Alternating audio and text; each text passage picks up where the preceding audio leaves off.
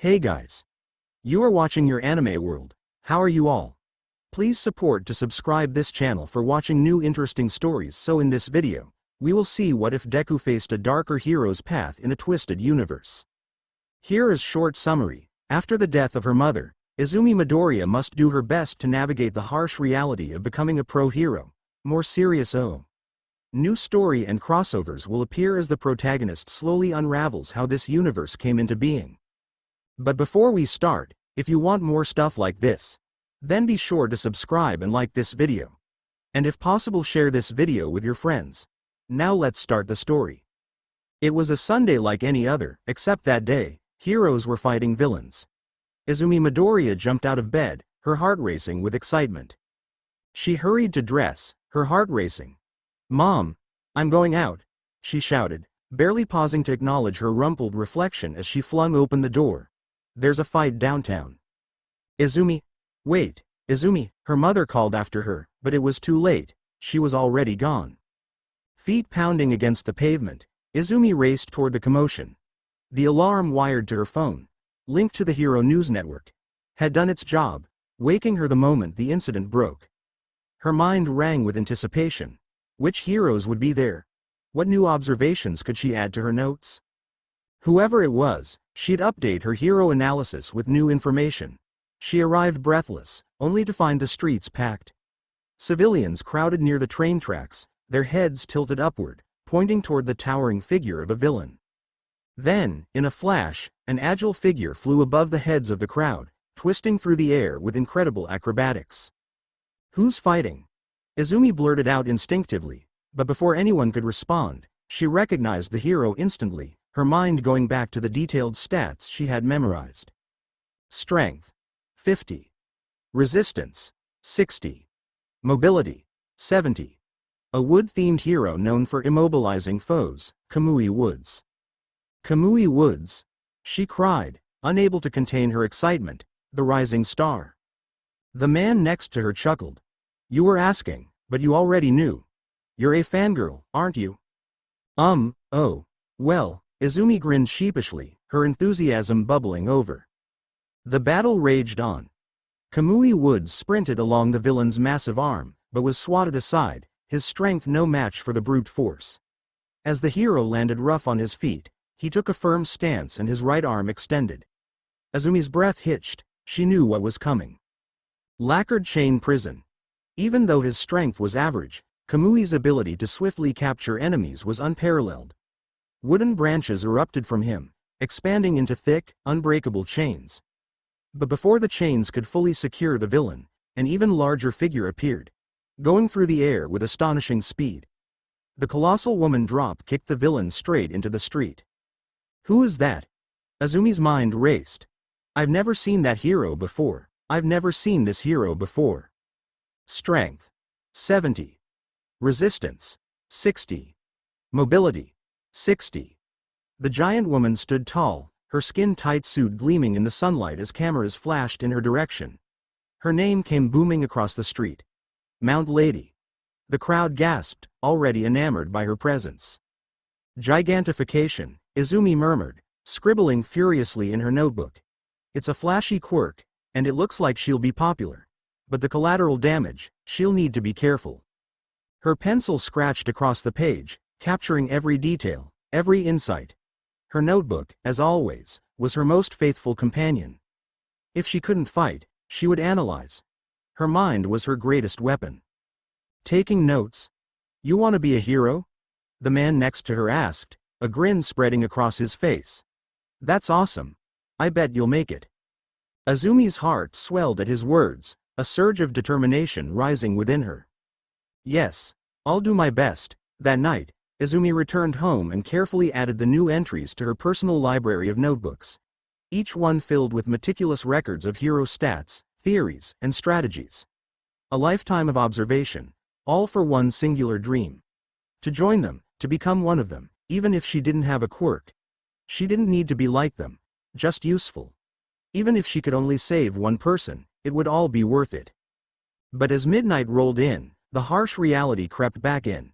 Tomorrow was another day of school, another day of blending into the background, another day spent hiding behind her brave face. Yet, she told herself it didn't matter. By the end of the year, she would leave that all behind and step into the life she was destined for. Her dreams were closer than ever. Since you're all third years, it's time to think seriously about your future, the teacher said, flipping through a pile of papers with disinterest. Yet, his words hung in the air, sparking a wave of excitement through the classroom. For many students, joining the hero course was a far-off dream, but even those with the smallest quirks held onto it. Izumi, sitting quietly among them, felt a flicker of hope. Maybe, just maybe, there wasn't such a wide gap between her and the others. The room exploded with cheers and shouts, until an arrogant voice cut through. "Sensei, don't lump me in with the extras," a rough voice sneered from the back of the room. "I'm not staying at the bottom with the rest of these losers." Izumi didn't even need to turn to know who it was. Katsuki Bakugo. Strength, 50. Resistance, 40. Mobility, 40. He was insufferable, but his quirk was powerful enough to back up his arrogance, placing him on par with most rookie heroes. "If I remember correctly, you want to go to UA, right, Bakugo?" the teacher asked, bringing a hush over the class. Watching the classroom fall into silence, Bakugo smirked, hopping onto his desk. "That's right. I've aced every test. I'm going to go to UA and become the #1 hero. I'll surpass All Might, and my name will be at the top of the list." The teacher, almost absent-mindedly, added, "Oh yeah, Midoriya, you're aiming for UA too, right?" Izumi felt a cold chill run through her back as the ambience once more settled down, every stare now focused on her lonely, small figure. For a second she thought there could be no worse feeling in the entire world. But then, the tension broke into pure laughter. "Huh? Midoriya? No way. You can't get in the hero course by just studying?" They got rid of that rule," she protested, her voice barely above a whisper. "It's just, no one's done it yet." A deafening bang echoed through the classroom as Bakugo slammed his hand down on her desk, the wood splintering beneath his palm. Smoke curled from his fingertips. "Deku," he growled, his voice low and bitter. "You failed reject. How dare you even stand near me?" "I'm not trying to compete with you," Izumi stammered, recoiling from his glare. "You couldn't if you tried," Bakugo snapped, his hands sparking with tiny explosions. "You're quirkless. What the hell can you do?" Luckily, the rest of the day passed in a blur of taunts and cruel jokes. By the time the class ended, Izumi was exhausted. She packed her things slowly, trying to ignore the dull ache in her chest. But before she could leave, Bakugo grabbed her notebook, looking at the contents with mockery. His expression was one of pure resentment. "You still don't get it, do you?" Bakugo hissed, holding her precious notes above her head. "This is what you deserve." With a flick of his wrist, the notebook caught fire, flames licking at the edges of the pages. Azumi's heart sank as she watched the words she had poured her soul into turn to ash. "You'll never be a hero," he whispered, leaning in close, his hand gripping her shoulder until it hurt. "If you want to be one so badly, why don't you jump off the roof? Maybe in your next life you'll be born right." Izumi stood frozen, tears burning at the corners of her eyes as Bakugo walked away, laughing with his friends. She wanted to scream, to fight back, but all she could do was watch as he threw the notebook out the window. "Why'd I even bother?" As she walked home, the weight of her failure hung heavy around her shoulders. She found the ruined notebook floating in a pond, fish nibbling at the soggy pages. She retrieved it with trembling hands, her eyes tracing over the damage. It felt like a cruel metaphor for her life, a dream slowly disintegrating, piece by piece. The heroes she admired, the ones she recorded obsessively, they were nothing like her. They had power, charisma, something to offer the world. What did she have? Nothing. She had been born with nothing. That was the destiny of the quirkless. A life spent in quiet suffering, watching from the sidelines as others rose to heights she could never reach. Azumi's pace slowed as she crossed under a small bridge, her heart heavy with the familiar weight of rejection. It was not the first time, and it wouldn't be the last. She tried to shake the feeling away, forcing a smile that didn't quite reach her eyes. "Fake it until you make it," she thought, the mantra feeling emptier with each passing day. But fate had other plans. The world around Izumi darkened, shadows creeping like tendrils on the corner of her vision. A sudden chill crawled up her spine. A warning. Something was behind her. Something dangerous. A villain. Before she could even turn, a thick, viscous form jumped forward. The creature's gelatinous body wrapped around her, its grip tightening with terrifying speed, suffocating her in one smooth, crushing motion. Panic surged through her chest as she gasped for air, only to find none. Her scream died, trapped within her throat, swallowed by the villain's unrelenting pressure. Her vision dimmed, the world tilting and shrinking as her lungs burned, every fiber of her body paralyzed by terror. Breathe, she screamed to herself, but it was like trying to swim through stone. The villain's taunts barely registered on her ears, drowned out by the drumming of her pulse, her heart's desperate struggle to keep her alive. And then, just as quickly as it had begun, it was over. A thunderous explosion of air ripped through the street, and Izumi felt the suffocating weight lift from her chest. She collapsed to the ground, gasping for breath, her vision blurred by tears and pain. When she pushed through the haze, a towering figure stood before her. All might. Strength. 110. Resistance. 110. Mobility. 110. The greatest hero in the world. I'm glad you're safe. His voice boomed with warmth and confidence. Sorry about getting you caught up in that. I don't usually make mistakes like this. Guess I'm getting old. He laughed, though there was a hint of apology in his tone. In his hand, he held a bottle of cola, inside of which the villain squirmed helplessly. But thanks to you, I managed to get him. Izumi blinked, still processing everything. The number one hero. All Might. She whispered. Her legs wobbled beneath her, threatening to give way under the weight of disbelief. All Might had saved her. An autograph. Her mind raced. She fumbled through her uniform, searching for a pen. Her eyes went to her fallen notebook on the street. In one motion, she threw herself toward it, flipping it open, only to freeze in astonishment. His signature was already there. Somehow, despite everything, he'd signed it. She stood, giving a deep bow, her heart bursting with gratitude. Thank you. I'll take good care of it, I'll make sure my children treasure it too. But All Might was already moving, his farewell a quick, casual gesture. Izumi's heart sank. This can't be over yet.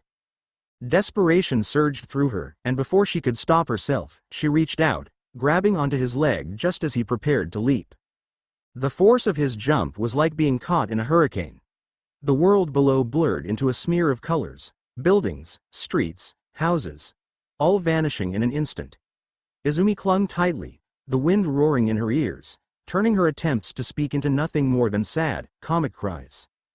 Okay, just close your eyes and mouth, All Might called back, amused. For Izumi, landing on the rooftop was nothing short of a miracle. She collapsed the moment they touched down, her limbs shaking with exhaustion. A moment ago, she wasn't even sure she'd survive. That was terrifying, she breathed, sinking onto her knees. But All Might, once again, prepared to leave. Not yet, she thought. I'm not ready for this to end. Wait, she screamed, her body shaking as she stood. Even if I don't have a quirk, can I still become a hero? Her words tumbled out in a rush, her gaze falling to the ground, ashamed of her own hope. Can someone without a quirk become a hero like you? All Might froze mid-step, his head turning slightly as if to make sure he'd heard her right. Without a quirk? He repeated. But before he could answer, his body seized up in sudden pain.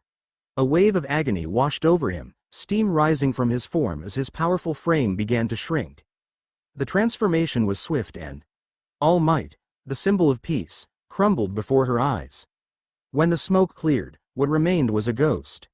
A gaunt, frail man stood where the great hero had once been. Izumi gasped, horror written across her face. Why, you're deflating, she stammered, her mind struggling to reconcile what she was seeing. Wait, is this a trick? Did I just fall for a catfish? The man looked up at her with weary eyes. No tricks, he said, wiping the blood from his chin. I am All Might. Izumi screamed, backing away in disbelief. But All Might always saves people with a smile, and he's not. A smile? All Might chuckled bitterly, sinking down to sit against the rooftop's fence. He lifted his shirt, revealing the grotesque scar that covered his abdomen. an injury so severe nobody else could survive.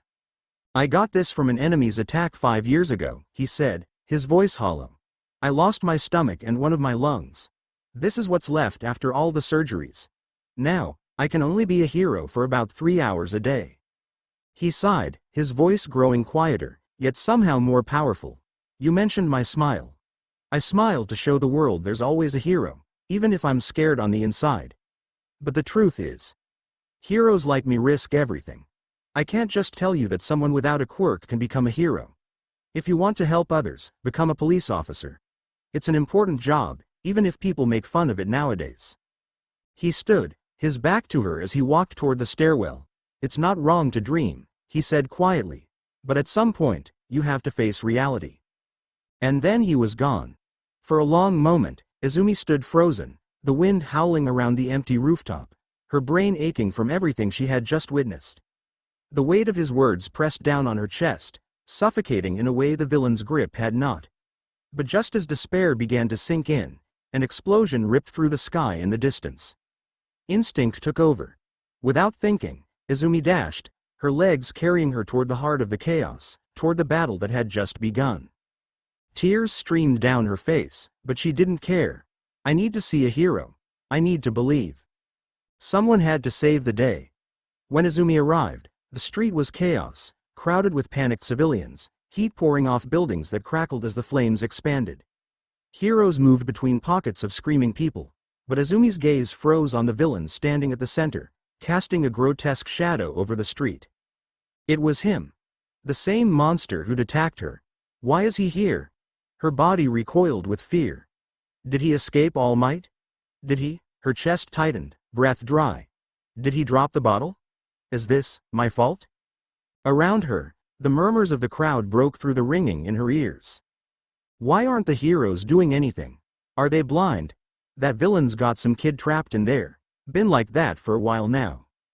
Izumi's trembled, the memory of suffocating inside that thing pressing in, a tightening pressure that nearly paralyzed her. She'd barely survived seconds in its grip, and someone else had been trapped like that for minutes? The crowd continued to mumble. Wasn't that the villain All Might was fighting? Yeah, but where is he now? I saw him earlier, someone cried, panic on their words. So why isn't he here? This is my fault, she thought. If All Might hadn't wasted his time with me. More cries filled the air, voices blending in a long chorus of fear and anger.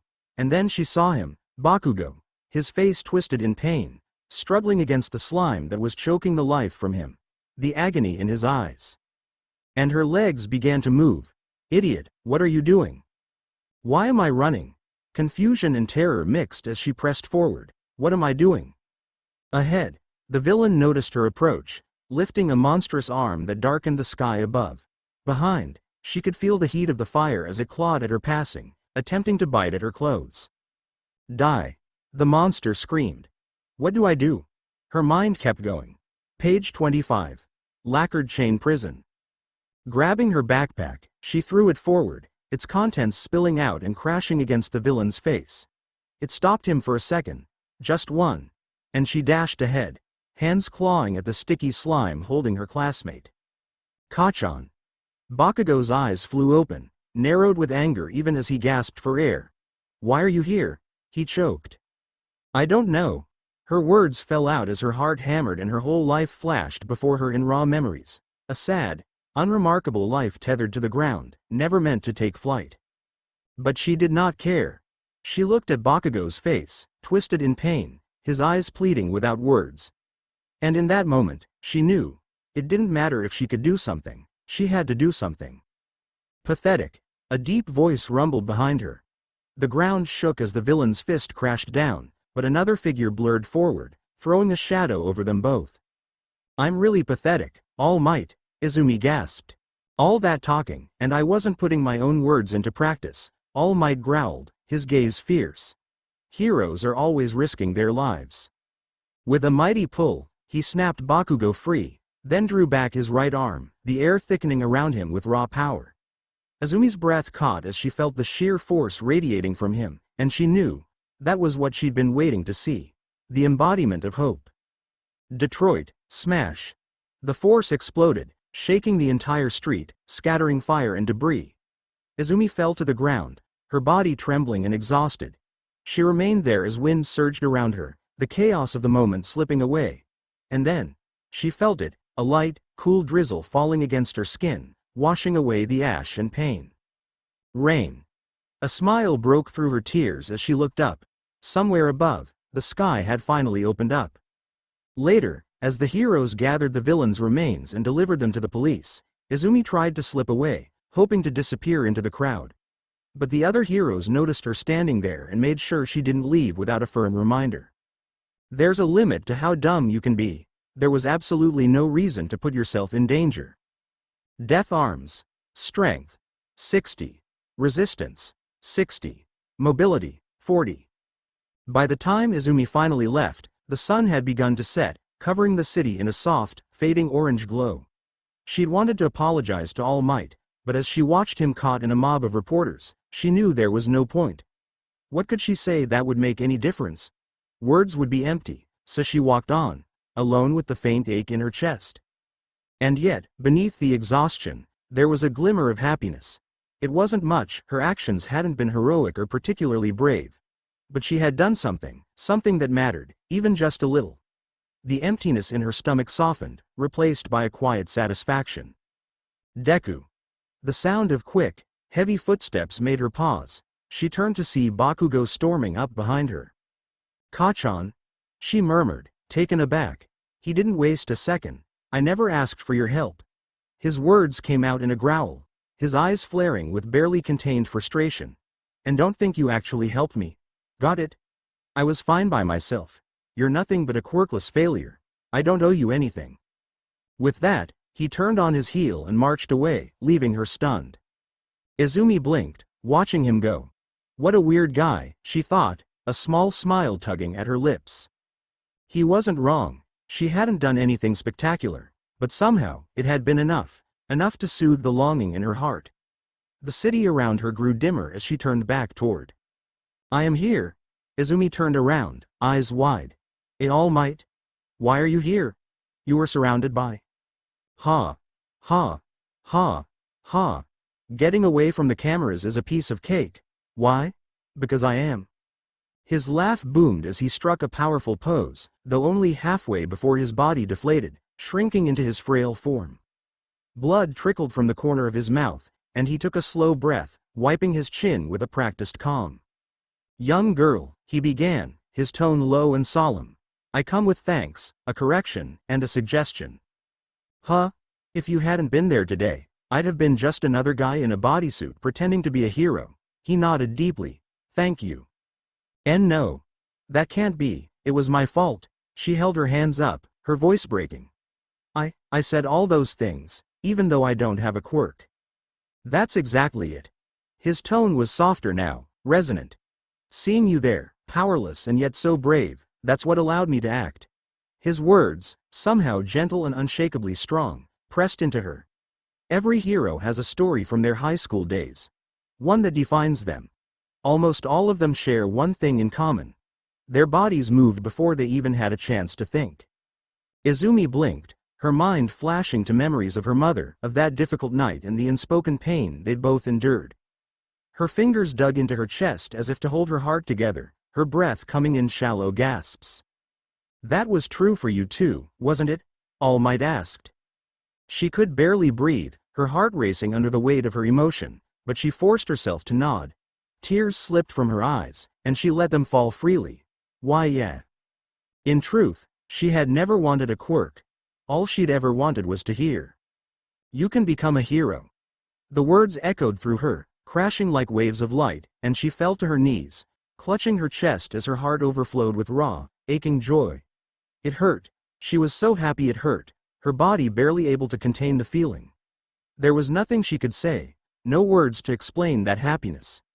So she stayed silent, letting herself be carried by the quiet, beautiful moment, feeling complete for the first time in her life. That night, Izumi rushed home, her face alight, her feet barely touching the ground. "Mom! Mom!" she shouted, her voice echoing down the hallway. "You're never going to believe what happened to me."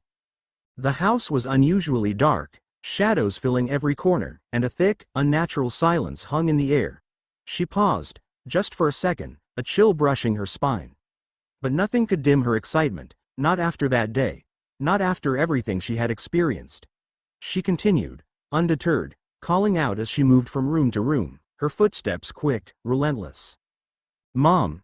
Her strength wavered when she reached the last door, where her mother's shadow lay unnaturally still. Her heartbeat echoed in her ears as she stepped forward, refusing to let the ominous feeling take root. But when she finally saw the form slumped before her, a shudder ran through her entire body.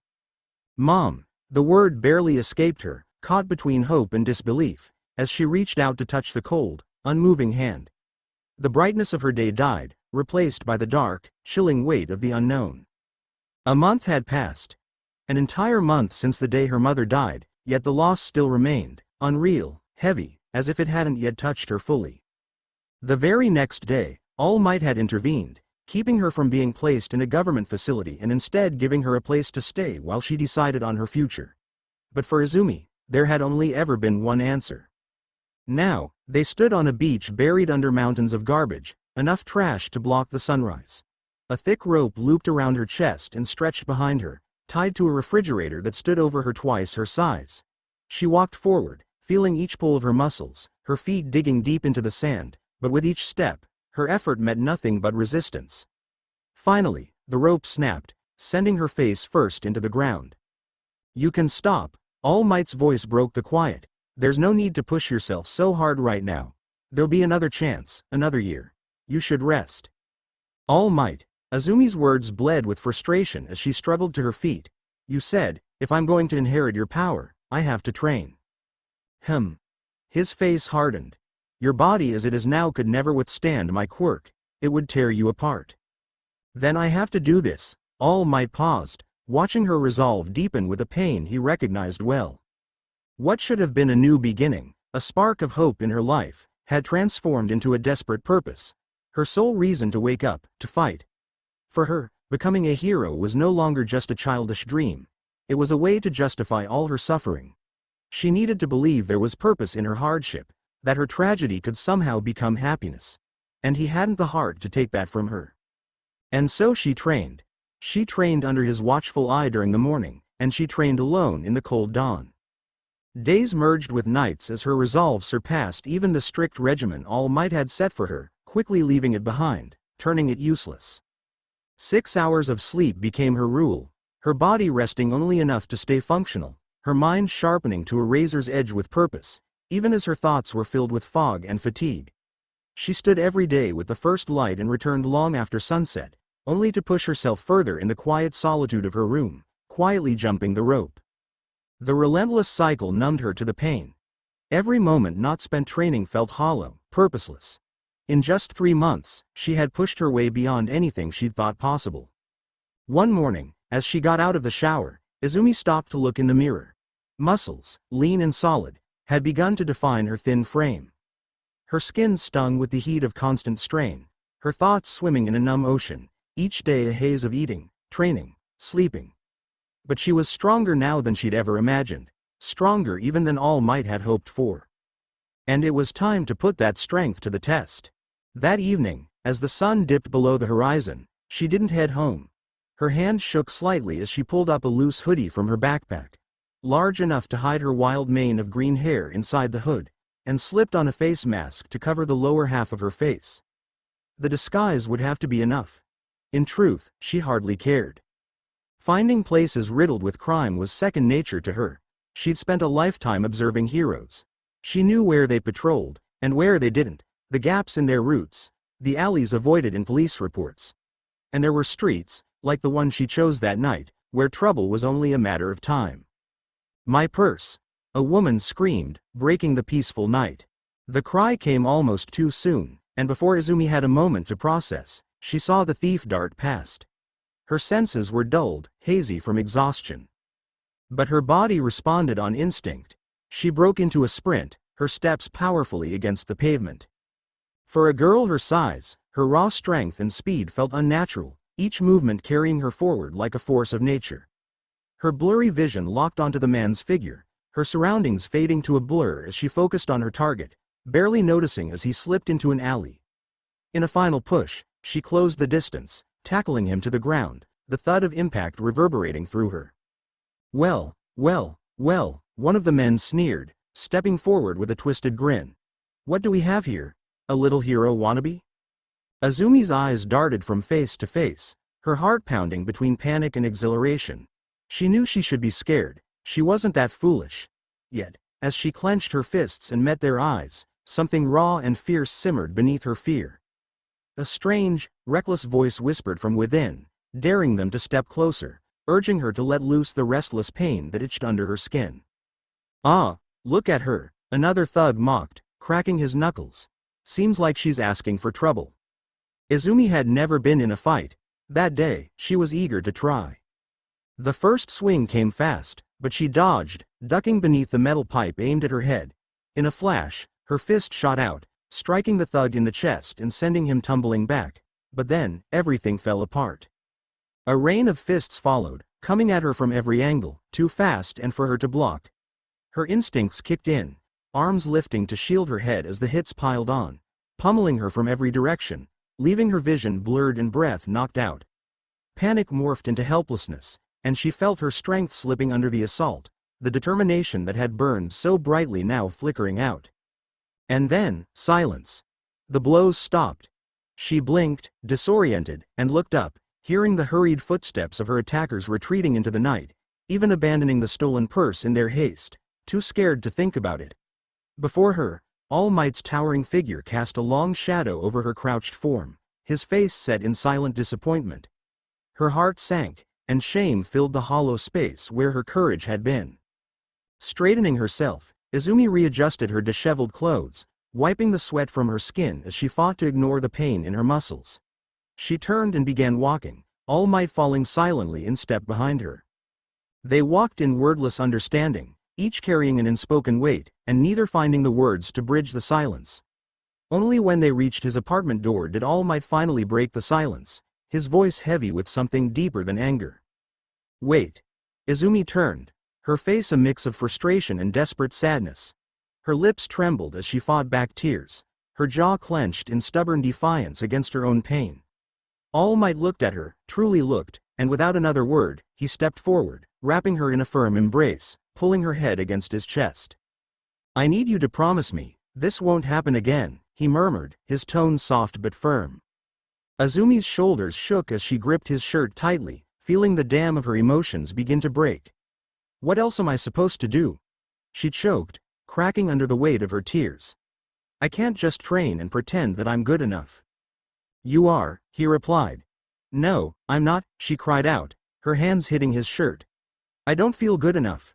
Why is all of this happening to me? She broke, her face pressing harder into his shoulder. I don't understand. All Might's voice softened, yet a tremor of pain slipped into his words. Sometimes, terrible things happen, things that don't make sense. It's not fair, and it's not easy, but that's life. We're all scarred in our own ways. Izumi heard his voice weaken, and as he continued, his frame shrank, deflating back into his frail, skeletal form, one hand pressing against his ribs. But those scars aren't who you are. You're not just what's happened to you. You're the person who chooses to wake up the next day and keep going, stronger than ever before. Please, don't leave me. I'll be better. I promise I'll be better, just, please, don't leave me alone. Her words clawed at his heart, stirring a pain that he'd thought long buried. Yagi Toshinori could never have imagined himself in a moment like that. His role as the pillar of the world had long separated him from the people he had sworn to protect. His presence was always impersonal, distant. Yet, somehow, it felt as though everything in his life had guided him there, step by step, to stand beside the broken girl when nobody else would. As if every hardship, every victory, had readied him to be her anchor, her mentor, the last torch in a life unfairly taken into darkness. It had been his destiny to find her. Gently, he stroked her hair, murmuring, I'll never leave you alone, he promised. Everything will be all right. Do you know why? He straightened, drawing strength from somewhere deep within as he met her eyes. Because I am here. With 1/3 of the beach cleared, they decided it was time for a change of pace. Wait. Ms. Tanaka. Izumi hurried behind the elderly woman, pushing one last box onto the truck before it rumbled off toward the nearest shelter. Ms. Tanaka thanked her with a warm smile before stepping inside, leaving Izumi standing alone by the street, watching the truck disappear around the corner. The task felt endless. The next day, they would start clearing the second floor of that very same apartment complex, salvaging what could be stored until the residents found a place to stay. Izumi. Mr. Mizushima's voice called her back from her thoughts. Great work today. Strength. 40. Endurance. 40. Mobility. 40. The perfect, average, street-level, friendly neighbor hero, manual. Izumi's eyes wandered down the quiet hallway, where she noticed a small stuffed toy peeking out from a dusty corner. She leaned down, picking it up with a pang of sadness. Is it really okay to leave so much behind? Her question came out softly, nearly drowned in guilt. Mr. Mizushima gave her a reassuring smile. We can't take everything at once, not if we're aiming to clear this whole block by month's end. The battle that had torn through the area a week before hadn't left major destruction, but the villain's electric power had devastated the infrastructure. Power lines were melted, windows shattered, and several walls were left cracked and unsteady. A cleaning crew needed to be dispatched before they could even start evaluating the damage for reparations. And with winter settling in, even the smallest crack meant bitter winds and a frigid chill creeping in. A risk no one could afford. Yet, seeing the belongings left behind felt wrong, as if asking people to choose which pieces of their lives to keep and which to throw away. Don't worry too much.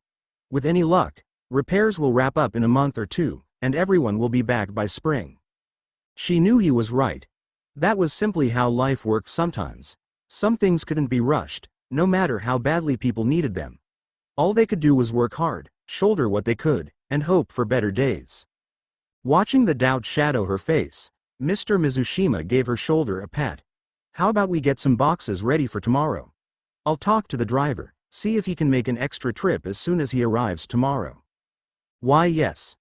Volunteering wasn't exactly training, and Izumi could feel the difference. The wild, raw power she'd felt 2 months earlier had softened, but not faded. Instead, her body had adapted, shifting into a leaner, more controlled strength.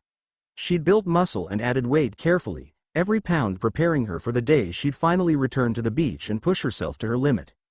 Afternoons were now filled with books and notes. With summer break over, she was focused on staying ahead in her studies. Finishing her last year of high school from home wasn't easy, especially while shouldering the weight of recent events. Yet, despite everything, her dream of entering UA remained vivid, a single bright thread through the haze of loss and uncertainty. But it would stay just that, a dream, until she passed her final exams. In the quiet of her room, the rhythmic slap of her jump rope against the floor filled the air. Izumi lost herself in the repetition, her thoughts drifting as she kept time to the beat in her headphones. In these moments, she wasn't chasing any kind of improvement. She was simply moving, letting the motion clear her mind, not forcing anything. The simplicity of it soothed her, comforted her, cleaned her soul. That peace was shattered by a sudden knock. May I come in? The familiar voice of All Might boomed from the other side of the door. Oh, of course. Seeing him in his smaller form no longer startled her. It was like catching a glimpse of the hero behind the mask. The layers of legend peeled away to reveal the man beneath. He wasn't less. If anything, All Might's presence felt more human that way, more personal, and still undeniably him. Since tomorrow's Saturday, his proposal carried a hint of mischief. I was thinking we could go on a little adventure. Izumi blinked. Before she had time to process, they were driving under the stars, leaving the city's lights far behind. The road twisted and turned, leading them to the outskirts, where the mountains rose like sleeping giants beneath the night sky. All Might brought them to a secluded campsite at the foot of the hill, hidden deep under the shadow of dark trees. They set up their tents in silence, the crisp night air biting at their cheeks as they hammered cold, metallic spikes into the ground. Suddenly, the hero broke the stillness. Come on your feet.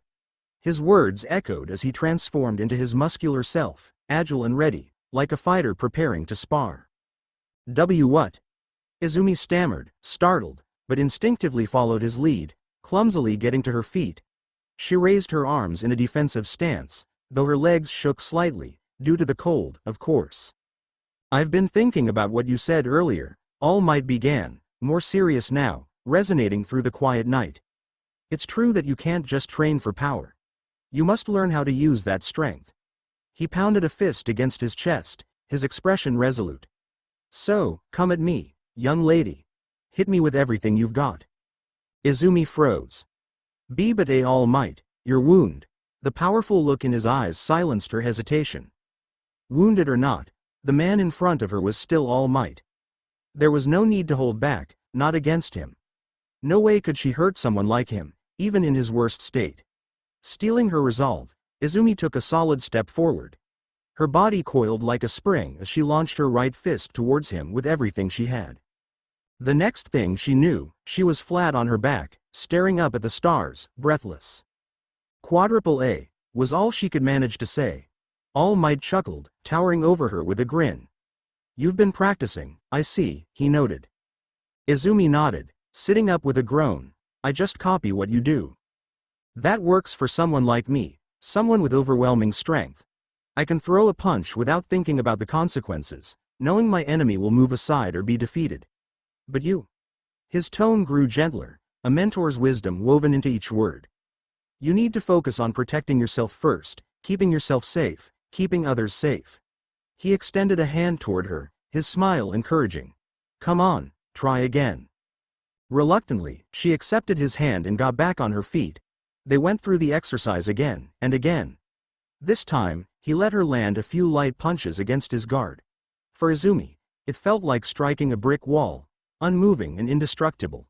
No matter how much effort she put into each hit, it barely seemed to register against his sheer mass. As the night wore on, the difference between them became more and more apparent. All Might wasn't just strong, he was something beyond human.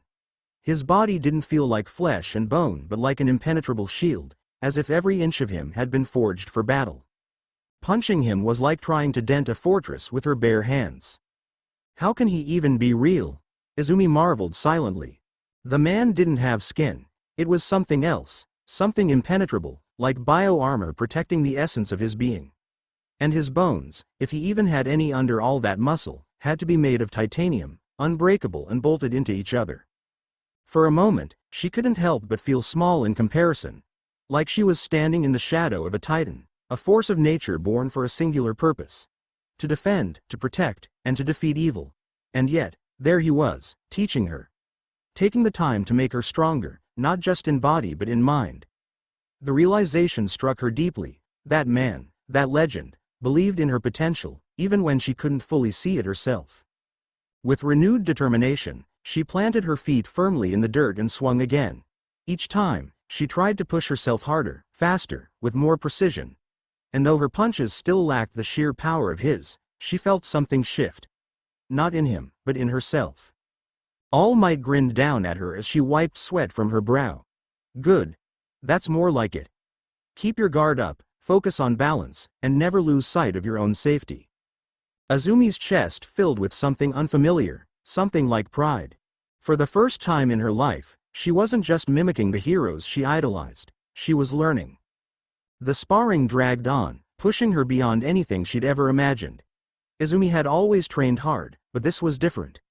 Every punch, every block drained her faster than she could recover.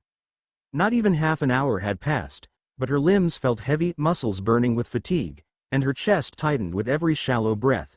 She was tired. No, exhausted. Every inch of her screamed for rest. Finally, they paused. The fire crackled beside them, its warmth a welcome relief. She wasn't cold anymore, but she sat close, letting the heat evaporate the sweat clinging to her skin. For a moment, Izumi thought the day was over.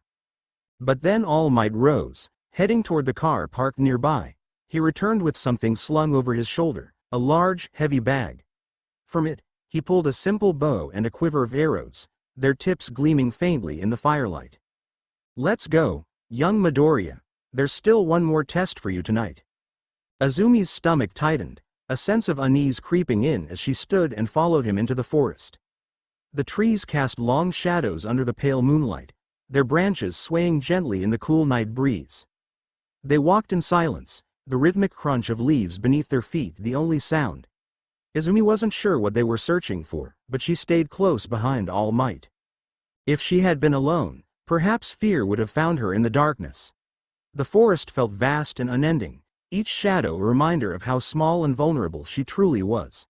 But with All Might by her side, she didn't feel afraid. Instead, she felt safe, protected, in the presence of the man she'd admired her whole life.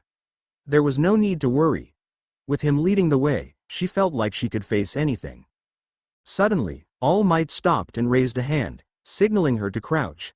"Shush," he whispered, holding a finger to his lips. Izumi dropped to her knee beside him, peering through the thick bushes. Her breath caught as she spotted movement in the distance. A small shape, barely visible in the shadows. A hare, perhaps. It hopped cautiously across the forest floor, its nose twitching as it searched for food in the cold night air. She turned to All Might. His face was calm, unreadable, as he placed the bow in her hands. "I want you to kill it." Her heart trembled. "Kill it?" Shock flooded through her veins, but the words got stuck in her throat. She couldn't speak. All Might's request was so simple, yet impossibly alien to her.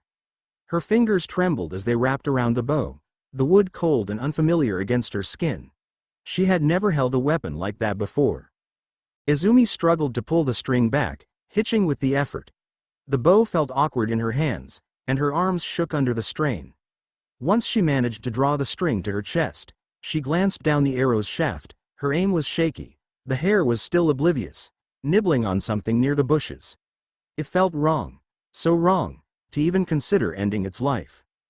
Her hands quivered, the weight of the bow and the gravity of the situation pressing down on her. At that moment, she was distanced from everything else, as though she were merely an observer of that surreal scene, detached from the world and the task she had been given. Why? The question rang in her head.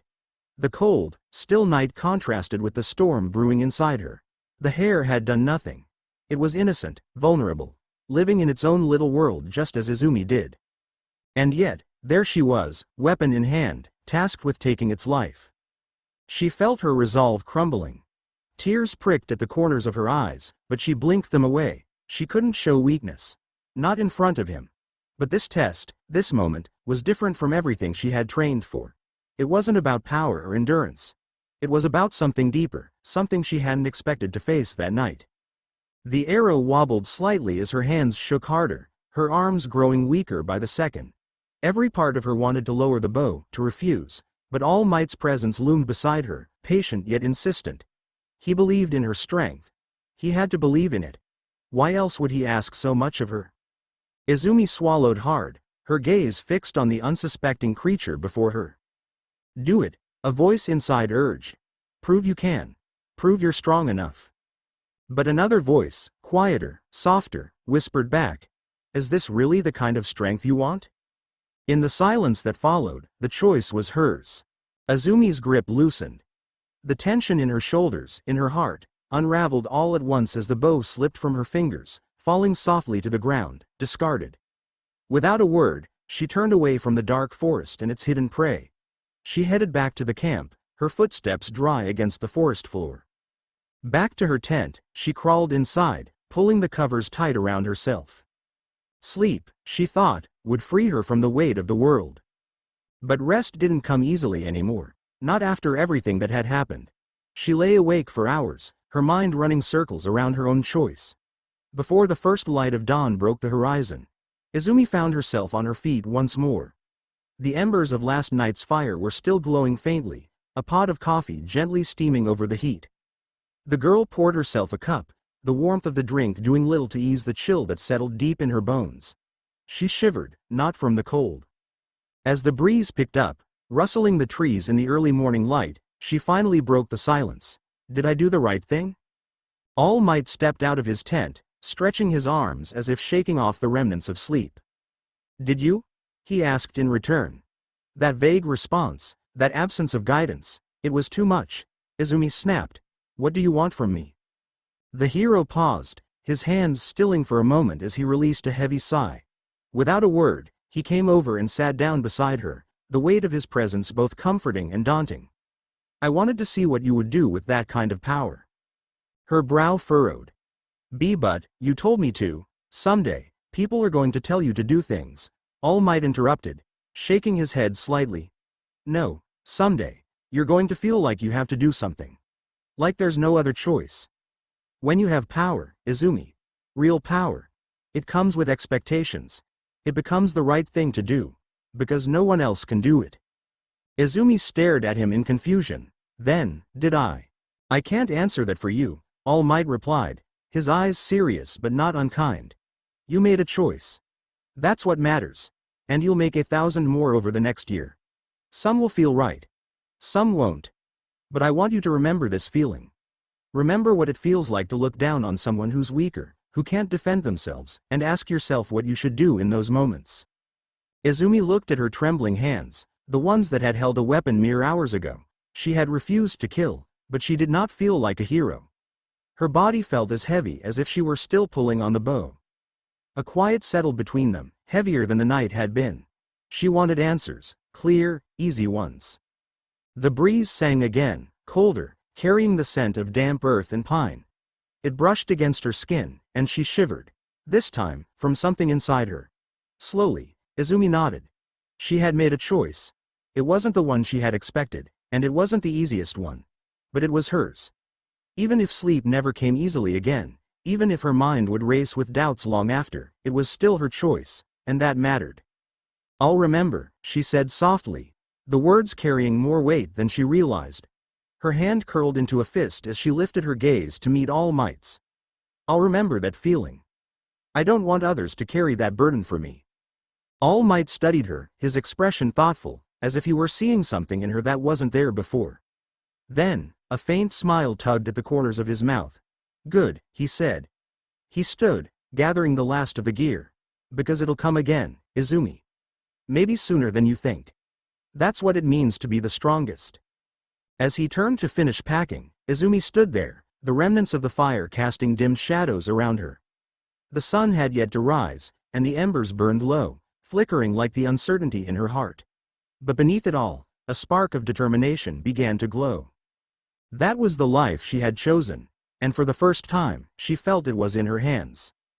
When All Might arrived at the beach that day, the first thing that hit him was the sound. Screams, raw and unrestrained, of rage, pain, and frustration. Izumi stood atop the last mountain of rubble, her chest going up and down, her voice spent from the sheer intensity of her cries. Before her, the horizon stretched out, clear and unbroken. Not a single remnant of trash remained in the sand. The battle was over. She had won. Oi, oi, oi, All Might muttered to himself, hardly able to believe what he was seeing. In truth, clearing the beach had been nothing more than a way to push the girl, a training exercise disguised as a monumental task. From the very first day, the hero had known it would test her limits, but at some point, even he had doubted whether it was possible. Yet there she was, screaming into the wind, victorious. Izumi swayed, her legs finally giving out, and All Might rushed forward to catch her. Good job, he said.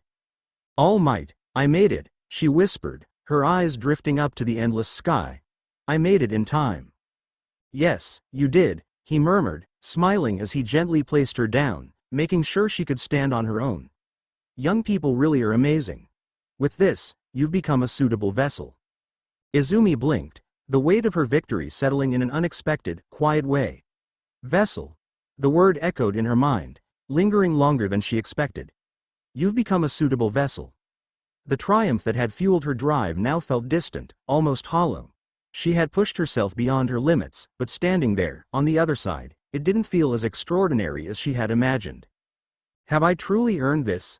I feel like I'm cheating, Izumi whispered, staring down at her trembling hands. You did all this for me. All Might's laughter was sudden and warm. Those leaky eyes of yours. We'll have to fix that, he teased. Then his tone shifted. Now, it's time for the award ceremony, Izumi Midoriya. Why yes. Without warning, All Might plucked a single hair from his head. Izumi blinked, unsure of what was happening. Some things, you receive because you're lucky, All Might began, his gaze sharper now, more focused. Others, you get because you're recognized. Those are not the same thing. Take that to heart. This is a power you've earned through your own effort. His words struck her deeply, and Izumi met his gaze, forcing herself to stand taller despite the exhaustion weighing her down. She had turned her life around. This wasn't just a dream or some wild fantasy anymore. It was real. Her hard work, her sweat, her tears, she had made it happen. But then, eat this. Izumi stared at him, utterly confused. Huh? All Might held out the hair with a grin. It doesn't really matter as long as it's my DNA. The absurdity of the moment hit her like a punch. This is nothing like I imagined. There's no time, All Might urged her. You'll be late for the exam. Just eat it. Izumi stood at the entrance of UA High School, the prestigious academy looming ahead, a constant flow of students moving in and out around her. The air buzzed with energy, an almost palpable excitement. She could feel it, the steady rhythm of dozens of hearts beating as one, all waiting for the test to begin. This is it. The last frontier. I've made it, she whispered, though the words barely felt real.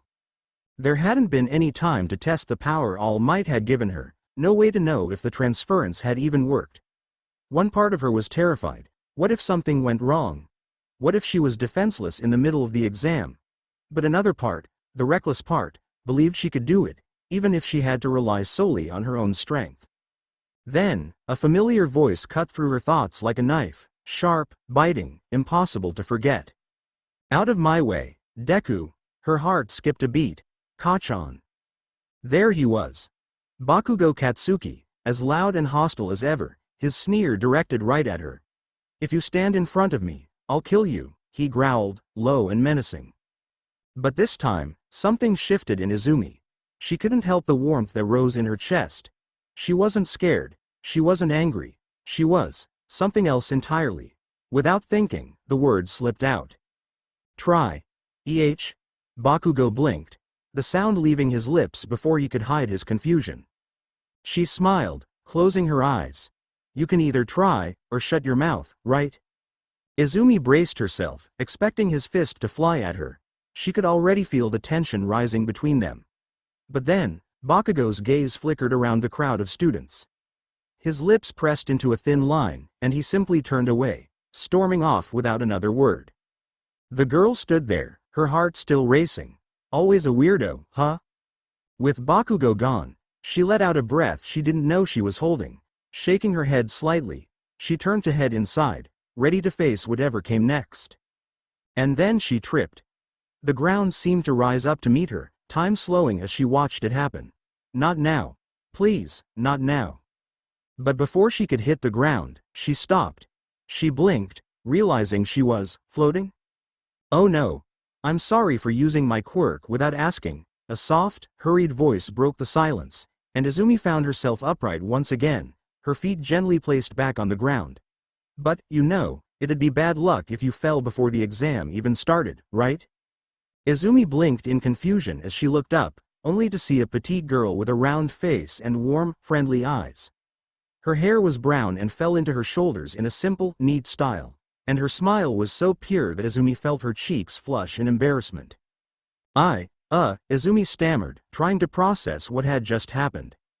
The girl laughed softly, waving it off like it was nothing. Aren't you nervous? Well, let's do our best. And with that, she was gone, disappearing into the crowd of students as quickly as she had appeared. Izumi stood frozen for a moment. I failed to even walk in, and a cute girl just saved me, but I failed to even walk in. Shaking off her embarrassment, she hurried inside, eager to avoid the stares of the few students who had witnessed the scene. The auditorium lights flickered on, one by one, illuminating the vast space as a beatman strolled onto the stage with a confident swagger. His booming presence filled the room, bouncing off the walls. For all you listeners tuning in, welcome to my show. Everybody say, hey.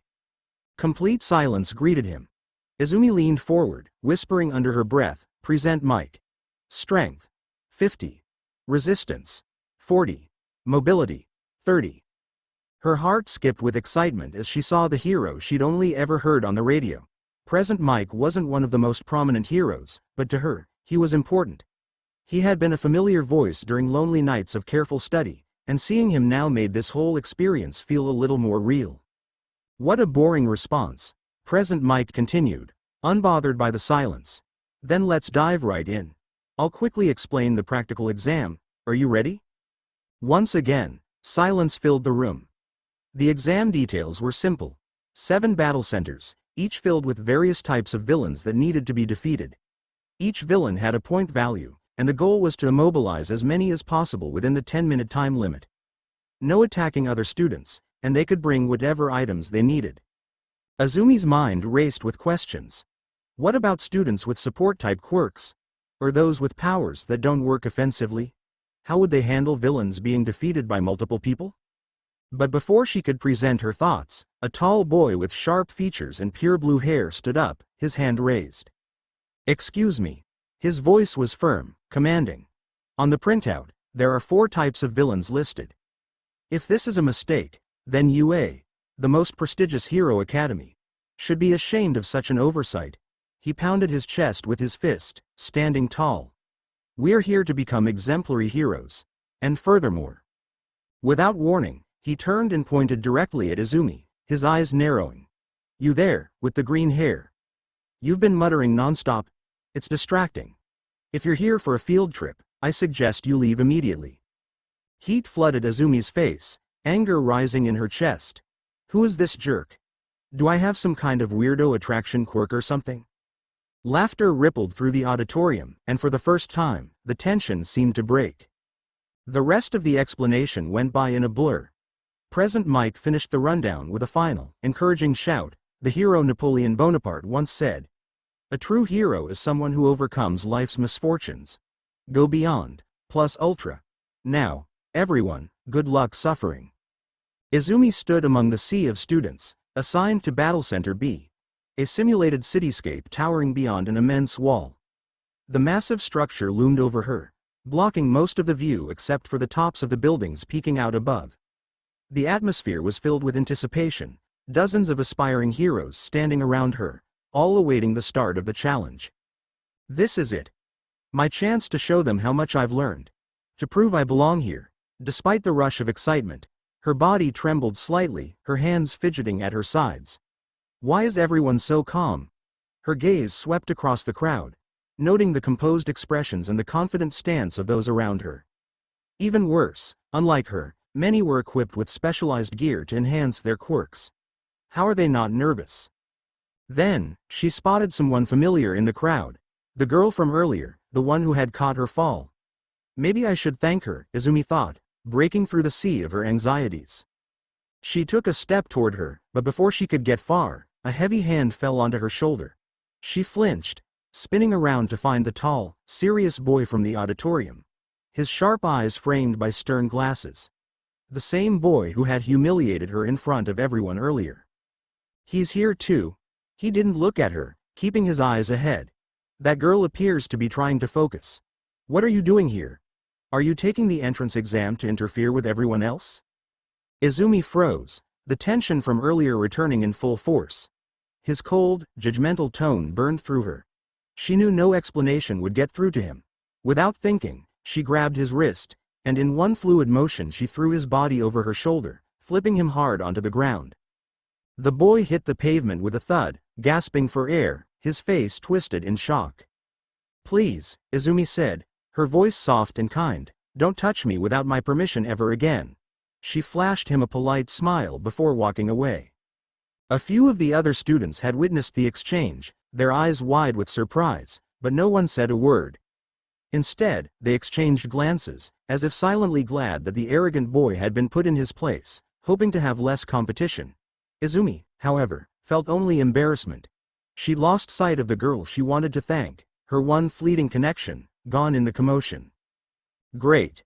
Just great. First, he humiliates me in front of everyone, and now this. I really hope I don't end up in the same class as him. Okay, start. A sudden scream broke the tension. Again, it was Present Mike. What's wrong? There are no countdowns in real fights. Run, run. Wait, what? Izumi blinked, her brain struggling to catch up. By the time the words sunk in, the other students had already dashed forward. She was the last to move. I'm behind. I'm behind. I'm behind. I'm behind. Heart hammering, Izumi sprinted through the massive gate. The fake city came alive around her, buildings towered overhead, casting long shadows as mechanical villains roamed the streets. She had barely made it inside when a huge robot emerged from a building on her side, its body gleaming with metallic armor. The number 1 was printed boldly on both arms. 1 point. This is it. My chance. She clenched her fists, recalling All Might's words. Squeeze your beeps and shout with all your heart. S. But before she could even begin, a bright beam of energy sliced through the air, hitting the robot dead center. The machine crumbled instantly, collapsing into pieces. Thanks for distracting it, someone called out. Izumi looked over to see a skinny boy grinning at her, his hands behind his head as a strange, glowing energy still pulsed from his abdomen. Merci, but we probably won't meet again. Adieu. With a casual wave, he ran off, leaving Izumi standing there in shock. What? We won't meet again, Izumi asked herself, confused. 6 minutes and 2 seconds left, the announcement sent a cold shiver down her spine. No, no, no, no, no, no, I need points fast. Panic set in as she ran through the streets, looking for another target, but it seemed like everywhere she turned, the battlefield was already cleared. Other students were tearing through the robots like they were made of paper, leaving nothing but smoking wreckage in their path. She could feel the weight of time slipping away, her chances of scoring drying with every second. A dozen metallic bodies, each one marked with various point values, moved toward a single figure. A girl with long, light blue hair, her small form almost hidden by the blade she wielded. The katana glinted in the artificial light as she swung desperately, trying to fend them off. She's alone, and cornered. That was all Izumi needed to see before she threw herself into action. I can't use one for all this close to her, it's too dangerous, but I can still do something. Without hesitation, Izumi threw herself into one of the larger four-legged robots, a Venator, its gleaming body designed to intimidate. She crashed into it with all her strength, bracing for resistance, but to her shock, the machine flew sideways, slamming into a nearby Imperial model and crushing it under its weight. These things, they're weak. Her shoulder ached, the impact with the solid metal leaving her arm throbbing, but she barely registered the pain. Now that she had committed to fighting back, it was clear that the enemies had been designed to crumble. Are you okay? Izumi shouted over the sound of falling metal, her breath heavy as she rolled her shoulder to relieve the numbness. She sidestepped a Victory-class robot's swing and followed with a heavy punch, dislodging the mechanical arm off its hinges. Why yes. The girl stammered, clearly overwhelmed. She struggled to keep up, her body moving sluggishly as she tried to find a rhythm. Her quirk was useless against non-human enemies. Even with her katana, her strikes barely scratched the surface, forcing her to carefully aim at the robot's vulnerable joints. It took everything she had just to take down a few. It wasn't easy. Still, in just under a minute, the two of them had torn through the wave of enemies, dispatching the small crowd of robots with a surprising efficiency. As the last of the metal monsters fell, the blue-haired girl gasped for breath, her hands trembling. But by the time she looked up, Izumi was already gone, her silhouette vanishing into the smoke and chaos of the city, like a fleeting shadow. Then the ground trembled. A deep, menacing rumble echoed through the streets, followed by a chorus of distant screams. The final enemy had been deployed, and no one had warned them about the monstrous size of the executor. The creature loomed in the distance, a moving fortress, an unstoppable colossus that seemed more like a building than a machine. Its massive legs crushed everything in their path, splitting the battlefield in two with each thunderous step. Entire buildings crumbled beneath its weight, reduced to rubble as it advanced with terrifying slowness. No one dared face it. There was no reward for taking down an executor. It was a force of nature, a reminder of the fact that not everybody could triumph. The students scattered, fleeing into alleys and side streets, their fear palpable. They looked like panicked rodents, desperate to escape the crushing presence of the behemoth. Except those who couldn't. Quite a few students had fallen, trapped beneath the heavy rubble. And there, legs pressed beneath a piece of concrete, laid on the middle of the street, was the nice girl from before. Izumi took a look around, watching everyone else pass by without a second thought. There was no reward for stopping to care about others, after all. But the scene made her stomach turn. They were abandoning them without thought. It was disgusting. As the massive shadow of the executor advanced, Izumi stood frozen. Everything in her screamed to run, to disappear into the safety of the crowd, just like everyone else. Her mind urging her to flee. But deep inside, a spark was born, small but fierce. A spark of defiance, of strength, of something greater than fear. Then, the girl on the street groaned, her body trembling as she struggled in vain to free herself. And that was it. That was all it took. Izumi didn't think. She didn't hesitate. That spark inside her ignited, and in a single, raw moment of resolve, she reached deep within herself for the power she had barely begun to understand. There was no pride, no fear, no doubt. Only instinct. Her fist clenched as she grabbed hold of the fire in her chest, letting it rage, letting it consume her. With a surge of energy, she bent her knees and launched herself into the air, soaring across the battlefield with a speed that defied all reason. The wind screamed in her ears, but she didn't hear it. Her focus was singular. The enemy. She clenched her fist tighter, her entire body vibrating with power. Smash! Her voice tore through the silence as her punch connected with the titan. The impact was so violent, so overwhelming, that the entire battle center fell still. The executor's massive form shattered, collapsing under the force of her strike, breaking apart like a crumbling mountain. It wasn't until the explosion started that Izumi realized the magnitude of what she had just done. Breathless, she looked down from where she stood, high above the battlefield. Far below, the street stretched out like a distant memory. But then, panic set in. She was falling.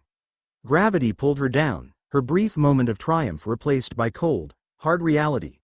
As the ground rushed up to meet her, fear surged through her veins. Izumi braced herself for impact, trying to control her descent, but her body felt heavy, sluggish. Her right arm, hung limp at her side, a searing pain shooting through her entire body. My arm, broken. The realization hit her like a second impact, and she cursed herself. She had been reckless, foolish, stupid. Her body wasn't ready for that kind of power. 10 months of training wasn't enough to control something so immense as All Might's quirk. But for one moment, she had allowed herself to forget. I could stop the fall, but that would break my legs. At that point, both the test and her dream would be over. Gritting her teeth, Izumi prepared her left arm to stop the fall at the last second, hoping to survive out of pure luck. Her eyes, bloodshot, focused on the ground, and then she felt a rough slap on her face, and started floating again. I'm okay. She saved me. Izumi could only hold her own broken arm in painful silence. Is she all right? I'm so glad. Now, I just need to get one more, please, one more. Izumi struggled, dragging herself forward. But the test was over. Time's up, Present Mike screamed, interrupting her last efforts. Loud alarms officially declared the exercise as finished, bringing everyone to a halt. There was nothing more to be done. Spent, defeated, Izumi fell unconscious. Who was that girl? One of the contestants asked. She suddenly jumped at the obstacle. She seemed to have a reinforcement-type quirk, but even so. Was she saving her quirk for the end? Maybe she was trying to trick others. For what? It doesn't look like she got anything from it. The crowd continued to discuss around the fallen girl's body even as Recovery Girl arrived to heal everyone's wounds, but Lita could only stand and observe from a reasonable distance. They're missing the point, he thought furiously. Didn't they see? She jumped in to save that girl. She was aware of the remaining time, of her own safety, and the point she still needed. And even so, she did not hesitate at all. Lita clenched a fist in frustration. If this hadn't been an exam, oh of course I would have done the same. But then, the boy finally realized. Exam, of course, could it really be? Then she. His eyes went back to Izumi one last time, before the girl was taken away, and he knew he had lost. The house was unnervingly quiet. Too quiet. All Might had been absent since she'd left him at the beach that morning, just before the entrance exam. Izumi couldn't shake the thought that maybe, just maybe, the hero was avoiding her. After all, someone like him could easily access the results. And hadn't he been the first to warn her, gently, that there would always be another year? Back then, the words seemed meaningless, a soft cushion she hadn't needed. But now she understood. He had seen it coming. He had predicted her fall. Izumi had tried to keep track of her points during the exam, or as best as she could amidst the chaos of battle. But no matter how generously she stretched the margins, the numbers just didn't add up. There was no way she had hit 40 points. Much less the 50 required to even be considered for the hero course. In other words, she had failed. Miserably. Utterly. So badly, it was almost as though she hadn't tried at all. Every step she'd taken at UA had been clumsy, unfocused, a reflection of how hopelessly unprepared she was for the real world. Deep down, she knew she had earned this failure, deserved it, even. Her head spined painfully at the thought, a weight of disappointment so thick she could barely breathe. Desperate to escape her spiraling thoughts, Izumi mechanically prepared dinner for herself and her absent guardian. She forced down a few bites, but every swallow was heavy, as if she were swallowing stones. She left the rest untouched, then retreated to her room, turning off the light as if darkness could hide her sadness. But it didn't. Of course it didn't. In the silence, her traitorous mind echoed louder. And so she lay in the dark, eyes wide open, waiting, hoping, for the hours to disappear, to take her pain with them. Until the sound of the front door broke through. "Young Midoriya, are you here?" All Might's voice cut through the gloom. She stayed still, pretending not to hear. "Your exam results have arrived. I think you should see them." His words struck like a hammer to her heart. The last thing she wanted was to see the proof of her failure laid out before her. But what was the point in hiding from it? She couldn't avoid the inevitable forever. With a heavy sigh, Izumi pushed herself out of bed. Her limbs felt like sandbags as she crawled into the living room, finding All Might sitting on the couch. He looked absurd, his elegant golden suit hanging awkwardly on his deflated frame, the fabric bagging at his elbows and knees, far too large for his normal body. "I'm sorry for keeping you waiting," All Might began, smiling weakly. "I got held up with some paperwork today. Actually, the truth is, I moved here to work at UA." Izumi's throat closed. She could feel the tears stinging behind her eyes, threatening to spill. How much worse could she have messed up? But that means, wait, All Might raised a hand gently, cutting her off. "Before we talk about your score, there's something you should see." He gestured for her to sit, pulling a small, metallic disc from his pocket. He placed it on the coffee table between them, and within seconds, a holographic screen flickered to life, casting an ethereal glow over the room. It was footage, though of what, she wasn't sure. "Excuse me, the nice girl from before?" The girl's hesitant voice continued through the recording. The person with the curly green hair and freckles, do you know who I'm talking about?" Kinda plain looking." "It's me. Is it possible for me to give her some of my points? At least the ones she lost because of me, please, she saved me." The hologram paused, freezing the moment in midair as All Might reached over and stopped the recording. He turned to her, his smile warm. "Being brave isn't just about facing danger, young Midoriya. It's also about inspiring others to act. The practical exam isn't just graded in how many villains you took down." "Why you mean?" All Might's smile was gentle, filled with quiet pride. He handed her a simple paper envelope. The weight of it felt monumental. Trembling, Izumi opened it, pulling out a sheet of black plastic with green text. Her eyes scanned the table of scores, her heart beating so loudly it drowned out everything else. Then, she found it. Her name, right at the top. Midoriya Izumi, 35 villain points, 65 rescue points. The numbers blurred as her vision filled with tears. 65 rescue points. She hadn't failed. She hadn't failed at all. That weight, that crushing pressure of defeat she had carried since leaving UA, evaporated in an instant. "I never expected anything less from you," the hero said, placing a reassuring hand on her trembling shoulder. "You'll be an incredible hero." Izumi tried to respond, but she choked on her own happiness and relief. And so, with no words coming out, she wailed. She wailed like a child until her eyes were dry. "Hey, Mom," Izumi's voice was less than a whisper as she approached the grave. Her steps hesitant, shy. It was her first time there, in the small and unadorned cemetery, and she wondered why it had taken her so long to gather the courage. She couldn't even remember her last words to her mother. It had been just another morning. Just another day before school. Who could have guessed that those meaningless words shared over breakfast, the kind said without a second thought, would now carry so much regret? And yet, there she was, trembling like a leaf in the cold wind. She clutched her scarf tighter, feeling the chill sink into her skin as she inched closer to the stone. "I'm sorry for not coming before, I wanted to show you something." Kneeling beside the grave, Izumi gently removed the withered flowers from the base and replaced them with fresh white roses, their petals shining against the muted gray of the stone. She then placed the plastic sheet beneath the simple decoration, her fingers trembling slightly. "I know this probably isn't the life you wanted for me," she whispered, pain on her every word. "You told me to stay safe. You always said to let the real heroes take care of the danger. But this is the path I chose. And I like to think, no, I hope you'd be proud of that." The silence of the graveyard seemed to press down on her, suffocating, yet comforting in its stillness. She stayed there, the quiet stretching out as she waited for something. Anything. A sign. A voice. Some kind of reassurance that her choices hadn't been in vain. But the grave remained silent, as did the world around her. With a soft sigh, Izumi bowed her head one last time, offering a reverent goodbye. The unspoken words lingered in the air as she stood, her chest heavy but a little lighter than before. As she walked back to the car, where All Might waited patiently, she felt the weight of her grief begin to shift, no longer crushing, but still ever present. All Might glanced at her in the rearview mirror as she settled into the passenger seat.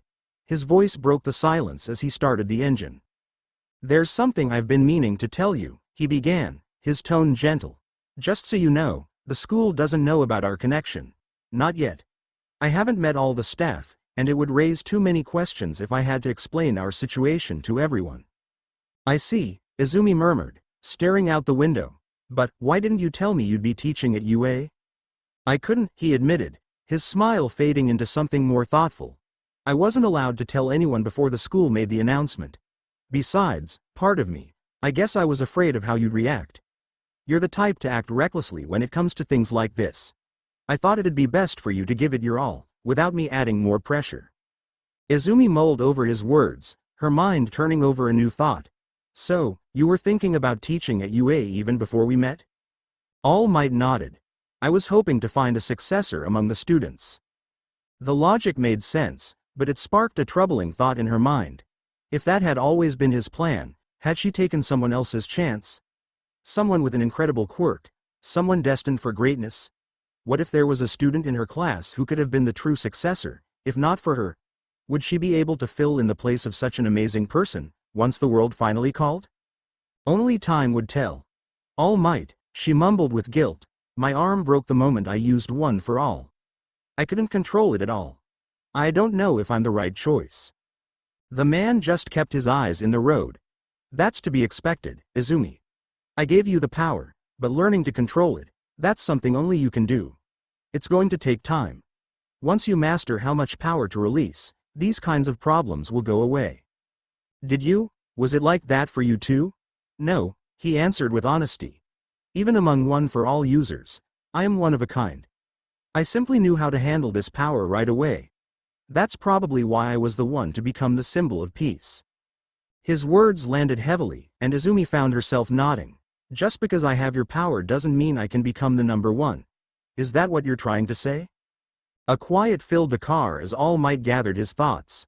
"I've been thinking about this all day," he admitted sternly, "but the truth is, I don't know how to guide you in your training. All I ever had to do was learn to fight while wielding immeasurable strength. I never had to go through what you're dealing with now. Then, what should I do? You'll need to find inspiration from those around you. As I said, I haven't met all of UA's staff yet, but I can tell you they're all extraordinary heroes.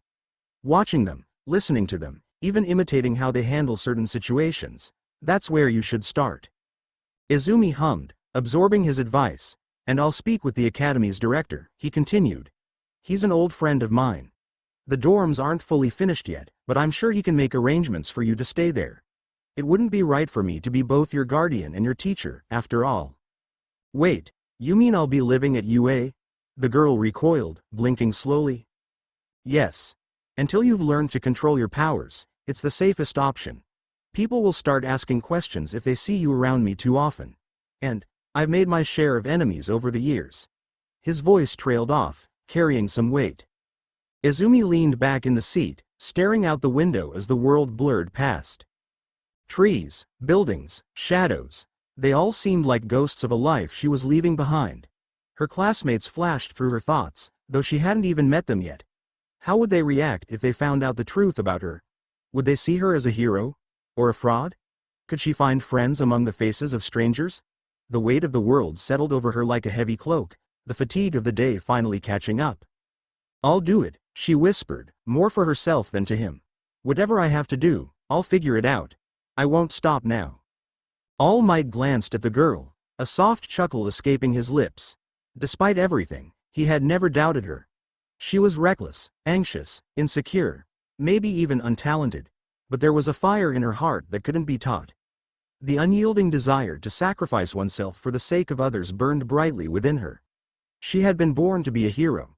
And no matter how dark her path seemed, he would make sure she found her way. He had to. As the weeks passed and the results of the entrance exam were announced, the day finally came for Izumi to bid farewell to her old school. The meeting itself was unremarkable, except for the principal's repeated comments about how much of a miracle it was that she had been accepted into UA. No, what truly had Izumi on edge was something else. The fact that she wasn't the only one from her school chosen for the prestigious academy. Deku. Bakugo screamed the moment they were out of earshot. He had been tailing her ever since they left the building. "What kind of dirty trick did you pull, you quirkless trash? I was supposed to be the one going to UA. And now it's all ruined. I told you to stay out of my way."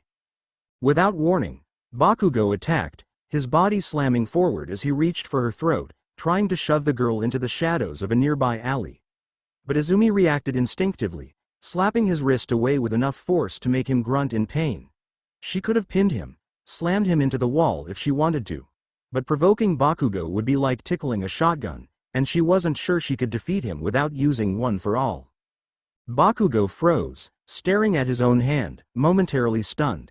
This was the second time she'd stood up to him.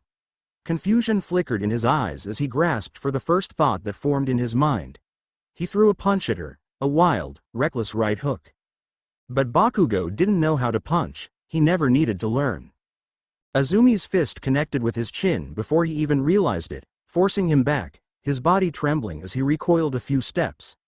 Compared to training with All Might, the boy felt weightless, as if he were made of cotton. Izumi didn't say a word. There was nothing to say.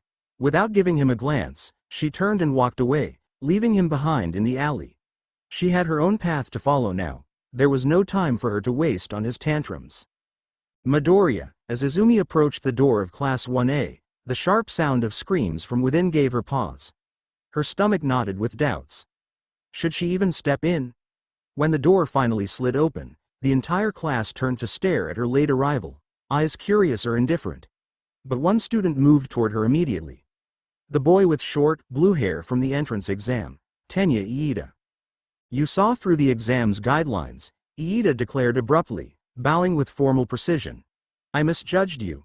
If I had been more observant, no, the truth is, you're better than me." Izumi can only smile awkwardly.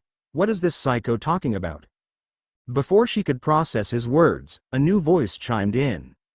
"Oh, curly hair. Just the person I wanted to see." Izumi turned to find herself trapped in between Iida's rambling apology and Uraraka's buoyant energy, her warm grin practically beaming. For a moment, Izumi felt overwhelmed by the sudden attention, but relief came swiftly as their homeroom teacher arrived, silencing the room. To call their teacher odd would have been generous. Mr. Aizawa stood at the front of the class like a slouching shadow, his entire body wrapped in a cocoon of scarves. With his unkempt hair and tired eyes, he resembled more of a hobo than a teacher at UA, but as soon as class began, he wasted no time on pleasantries. "The first thing in my program is a test of your limits," he said, his tone flat, but the threat of what followed made everyone sit up straighter. "Whoever places last will be expelled." What followed was a test of their limits. Each student was pushed through a series of simple exercises to gauge how well they could perform with their quirks. And just like that, what could have been a simple, enjoyable evaluation turned into a high-stakes game, with the looming threat of expulsion hanging over. And so, they trained. For 3 relentless weeks, everyone threw themselves into the challenge, pushing their abilities to the breaking point as creatively as they could, desperate not to lose their shot at becoming heroes. Izumi, with her athletic build and after an entire year of rigorous training, consistently ranked above the class average, even without using one for all. But not everyone was doing as well. One student, in particular, had struggled from the start, quickly falling to the bottom of the rankings on every test. Katana girl? Izumi mumbled awkwardly. They hadn't spoken before. The girl, short and lean, her small face framed by pale blue hair, turned around with a desperate look in her eyes. Izumi found her sitting alone in the changing room after class, clutching her phone so tightly it seemed like she was trying to crush it. She was clearly on the verge of tears. Miwa. Kasumi Miwa, the girl stammered, her voice trembling. But you can just call me, useless Miwa, now. She wiped her face with her sleeve, trying to hide her frustration. I never got to thank you. If it hadn't been for you during the exam, I wouldn't even be here. But I guess I wasn't meant for this after all. The defeat on her voice cut deeply through Izumi's defenses, and she couldn't help but step closer. I'm sorry, Izumi said softly, but, can I ask what your quirk is? The day of reckoning had finally come, but on the surface, nothing seemed to have changed. Some students possessed abilities that allowed them to shatter human limits as if they were mere suggestions. Others had to squeeze every drop of effort from quirks that barely fit their teachers' rigid, one-dimensional expectations. And then, there was Miwa, the unluckiest of them all. Her quirk was simply useless in such exercises, and other than that, she had spent her life honing her skills with a katana, but that didn't build the raw muscle needed to match her classmates in a contest of brute strength or speed. Today would be no different, at least, that's what she thought. As Miwa approached the field for her final test, dread weighed heavily on her chest. The softball felt like the last thread holding her dream of being a hero. She stepped up, ready to make a throw no stronger than an average human's, ready to throw in the towel on her future. But Izumi had something to say. Wait, Mr. Aizawa, I'd like to request a duel. The air crackled with surprise. A collective gasp erupted from the class, but none were more shaken than Miwa herself. Her eyes widened in disbelief, almost as if she would prefer walking away in silence than enduring the attention. Aizawa, though caught off guard, let a grin appear across his face, the kind that sent a chill through the room. A duel? His voice was a mix of amusement and curiosity. Explain yourself, Midoriya. Izumi held her ground, even as the nerves clawed at her legs. Simple. Both you and Miwa have quirks that negate others' abilities. If you can't defeat her, then how can you claim you deserve to stay at UA either, Mr. Eraserhead? Her words hung in the air, sharp and precise. Izumi forced a smile, though her dislike for the man flickered behind her eyes. She had heard stories about Aizawa, like she had about every hero, but his teaching methods, his cold detachment, rubbed her the wrong way. After all, the man in front of her knew firsthand that a quirk could make all the difference. Kasumi, is that true? Aizawa turned, his eyes piercing through the girl. Miwa swallowed hard. Why yes. My simple domain. It stops people from using their quirks, if I'm close enough. Aizawa thought for a moment, then finally answered, fine by me. He stepped forward, wrapping his scarf like bandages around the softball with casual precision. Despite his appearance, Aizawa knew more than anyone the cruelty of a world that rewarded raw power over ingenuity. Over the years, he had faced 100 opponents that overpowered him by little more than existing. There were limits to everyone, Aizawa knew that well. But still, he had carved his place as a hero, with nothing more than human determination. He spun, launching the ball with a single motion. It sailed through the air, farther than any regular human would be able to manage, 150 meters. Watching the numbers, Miwa's knees nearly buckled. All right. Let's end this. Not yet. Izumi's voice rang out. She rushed back into the building, returning moments later with a large, cumbersome bag slung over her shoulder. She crouched, assembling what appeared to be a long, bazooka-like cannon. There, Izumi finally said, placing the object in Miwa's hands. Give it a go. What's the meaning of this, Midoriya? Aizawa barked, his eyes flashing red as his quirk flared, ready to shut her down. But Izumi didn't flinch. Eraserhead. Strength. 50. Resistance. 40. Mobility. 50. A hero known for avoiding the spotlight. He relies on martial arts and support gear to take down villains. Despite his rage, Aizawa couldn't help but chuckle. You used your support item, Izumi continued, locking eyes with him, so by your own rules, anything is allowed. Aizawa's lips twitched into a smirk. Clever. With a nod from Izumi, Miwa lifted the makeshift cannon onto her shoulder, her hands trembling but determined. She fired. The ball soared, 200 meters, just shy of the mark advertised online. Izumi let out a breath she hadn't realized she was holding. For a brief moment, relief washed over her. They had done it. But before they could celebrate, Aizawa's voice sliced through their victory. Midoriya. His tone was low, stern. I hope you're not under the illusion that I'm going to let this little stunt slide. Izumi froze. But that, you're smart, I'll give you that, he said, taking a step forward, eyes narrowing. But smart doesn't mean you get to bend the rules to your will. You haven't used your quirk once during these exercises. Her throat tightened. She could feel the weight of every gaze. Normally, I'd expel you on the spot, Aizawa continued. But I'm feeling generous today. So, I'll give you 3 choices. Option 1. You walk away. Option 2. You choose someone else to take your place and I expel them instead. Or option 3. His eyes gleamed with challenge. You make a better throw than mine, without that fancy cannon of yours. Izumi felt a moment of doubt grow at the edges of her resolve, but deep down, the answer was already clear. Fine. She stepped forward, leaning down to grab one of the softballs. If that was the only way, then hesitation had no place in her heart. She gritted her teeth, swinging her arm back, calling upon the power deep within, the strength she had just learned to borrow. For a second, power surged through her arm like fire, only to flicker and vanish just as quickly. Confusion swirled in her mind, and her gaze moved back to Aizawa. He had erased her quirk. How are you supposed to do anything without blowing up your own arm? He interrupted, his voice weary as he groaned. You're so quick to save everyone else, you don't even stop to think about saving yourself.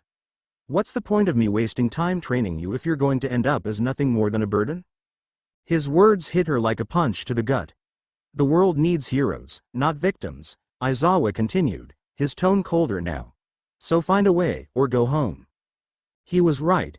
How could she hope to be a hero if she couldn't even protect herself from her own power? She couldn't just keep relying on others to save her every time her quirk backfired. But there was still a way. A small, desperate way. She drew in a deep breath. One broken finger would be enough. Gritting her teeth, she opened her fist, focusing all of her power into a single digit. She swung her arm again, this time with precision, releasing the ball as the energy crackled around her hand.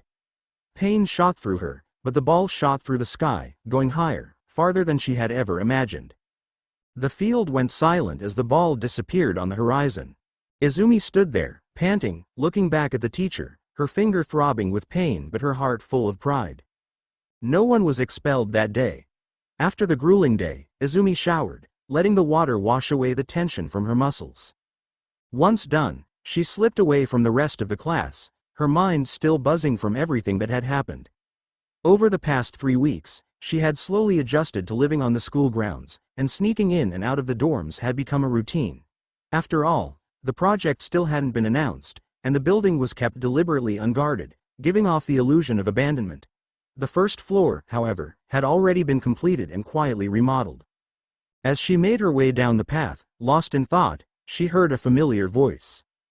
Izumi. Izumi. Izumi barely had time to react before Miwa nearly tackled her, burying her face into her chest.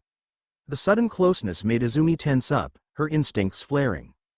You really did it. Thank goodness, Miwa's voice was muffled as she nuzzled her forehead against Izumi. Too close. Too close. Too close. Way too close.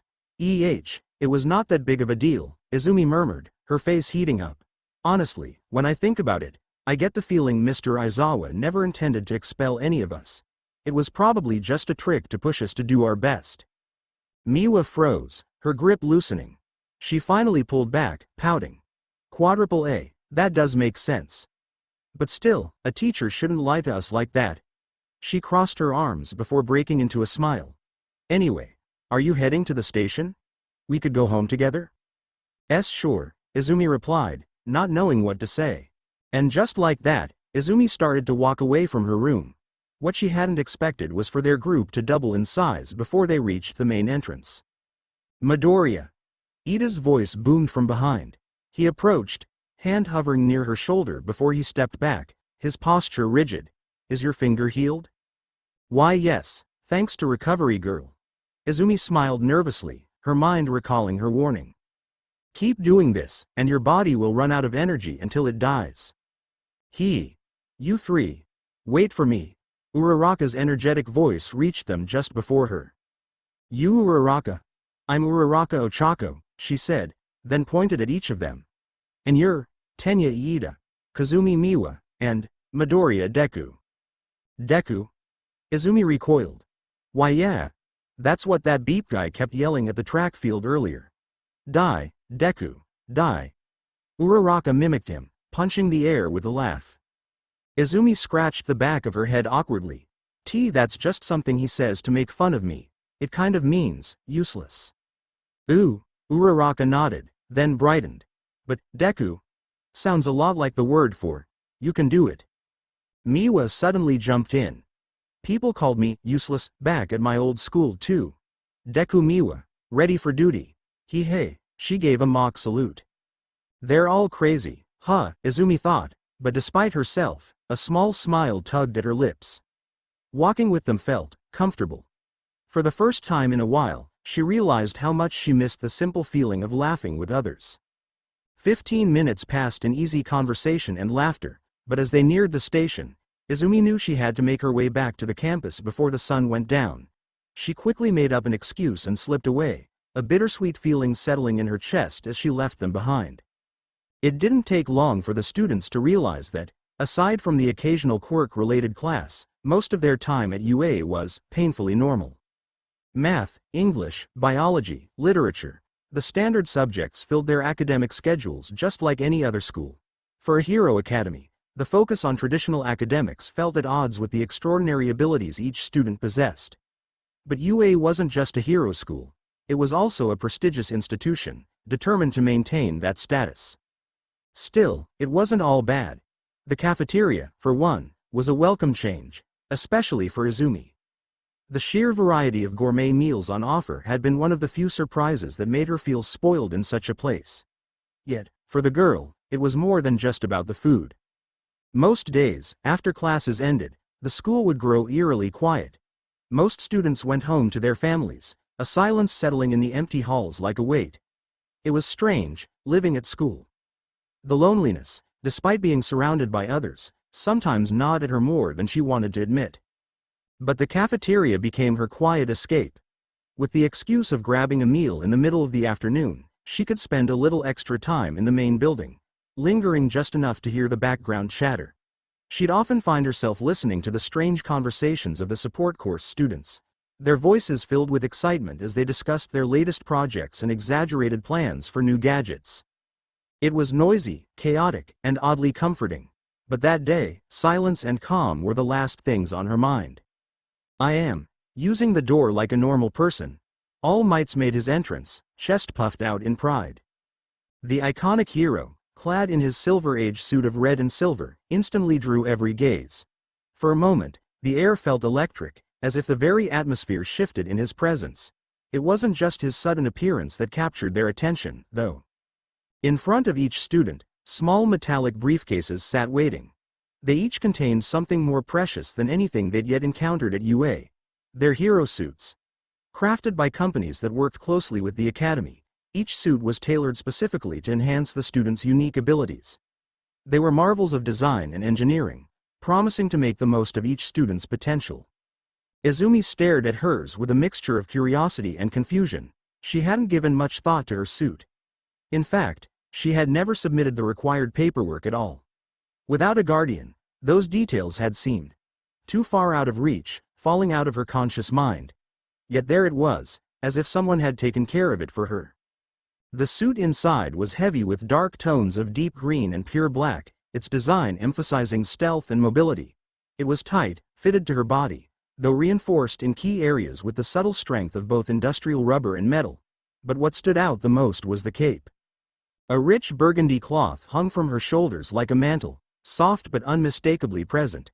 Her mentor hadn't worn a cape in years, yet today, All Might had chosen to don such a piece from his past. The meaning of the gesture escaped her, but she didn't feel it important. What mattered was the thought behind it. All Might had thought of her, deeply, carefully, and gifted her something they could share. That was enough. "Oh, Deku." Uraraka stepped forward, bubbling with emotion. "You look so cool, like a real hero." Then, the girl took a step back, scratching her head sheepishly. "I wish I'd put more thought into mine. I ended up with a skin-tight bodysuit." Izumi couldn't help but chuckle. In truth, she had no complaints. The day's exercise was a big step up from what they'd faced so far. With everyone's quirks out in the open, it was time to push their skills to the limit. And for All Might, there was no better test of potential than an actual battle. Before long, the teams were announced, and the challenge was set. 2 versus 2. Izumi and Uraraka versus Bakugo and Iida. Preparing for the time to start, the girls made their way to the back of the building, going over the floor plan and adjusting their wireless communicators. The instructions were simple. Capture both villains using their capture tape, or secure the bomb by touching it directly. On paper, it was a pretty simple game, but that didn't make Izumi any more confident. Bakugo was reckless, hot-headed, and unreliable, but incredibly powerful. The complete opposite of her, he always had stood on raw talent without much effort or discipline, born with the strength to live unchallenged. And somehow, despite his chaotic approach, he'd claimed second place in the entrance exam, just behind her. Facing him wouldn't be easy. The boy would never go down without a fight. Deku? Uraraka's voice broke her concentration, worry clear in her eyes. "Why yes? That Bakugo guy, you really don't like him, do you?" Izumi shook her head slowly. "He's strong, I'll give him that, but he's not a good person. I don't want to lose to someone like that. No, if I want to be a hero, I have to beat him." Uraraka's expression filled with determination. "Let's give him what he deserves." Together, they pushed into the building. The long, narrow corridors surrounded by metallic plates made it all feel like some kind of giant, steel labyrinth. But the worst part was the silence. A silence so thick their steps could be heard from anywhere, rippling across the first floor like raindrops on calm water. With something like that giving away their location, it was only a matter of time before the other team launched themselves upon them. But Izumi was ready. As soon as Bakugo threw himself at them, screaming, right arm at the ready, she knew what to do. Spinning into his attack, she grabbed the boy's arm and slammed him so hard against the wall he stopped midway through his annoying scream. "Uraraka, go ahead." The girl gave a reassuring nod and then rushed past them. Be careful." With Uraraka gone, the exercise had shifted from a team challenge to a personal duel. Both Izumi and Bakugo panted, sizing each other up. Bakugo managed to shake off his shock, pushing himself upright, fury in his eyes. "Deku, no matter how many times I hit you, you just keep getting back up, that's what I hate about you." Bakugo launched himself forward with an explosive blast, aiming a flying knee. Izumi barely dodged, rolling out of range and then sprinting down the corridor, vanishing into the shadows. In the surveillance room, the excitement was palpable. Students crowded around, captivated by the clash between the top 2 exam scorers. "Wow, those two are amazing," Mina exclaimed, jumping up and down. "Who's winning?" "Bakugo's no pushover," Tokiyami observed, voice calm. "But Midoriya hasn't used her quirk yet." The students murmured in agreement. Izumi seemed to have an edge, holding back her quirk until the right moment. Their chatter reignited All Might's pride. Izumi had never spoken of Bakugo in the time they'd spent together, but it was hard to ignore the fierce rivalry between them. Good, All Might thought, holding back a smile. A strong rival might be just what she needs. Inside the building, Bakugo tore through corridor after corridor, his frustration echoing through the empty halls. But Izumi's footsteps were long gone. Alone in the silent maze, he seethed, fists clenched. "It must have been nice, making fun of me all this time," he screamed wildly. "If your quirk is so great, come prove it." Izumi paused just out of sight, her teeth clenched. Bakugo had always gotten under her skin, always made her feel small. Even now, with his back turned, all he cared about was how her quirk changed things for him. Just for him. A flicker of doubt passed through her, but she dashed behind him, resolved. Her cape slipped from her shoulders like silk, and in one swift move, she threw it over Bakugo's head, tangling his right arm and knotting it tight to trap him. He thrashed, but her cape held strong, its dense fabric deflecting his desperate attempts to blast his way free. Even for her trained body, it was a heavy mantle. The material was thick and layered, made to protect the wearer from ranged attacks.